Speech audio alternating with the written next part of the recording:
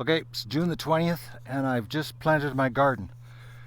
A little bit late, but it'll still happen. Okay, so we've got squash here, then we've got red carrots here. I think they're chutney reds. And then I've got 4 rows of parsnips, and then I've got 2 rows of yellow beans. Then I've got 2 rows of rutabaga. Then I've got 1 row of rainbow carrots, then 2 rows of velour beans, 2 rows of beets, Detroit dark reds, another row of carrots, Carona carrots, they're red, and then I've got 3 rows of green beans.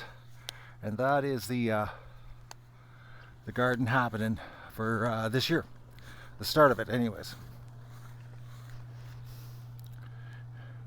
The Canada geese are over here.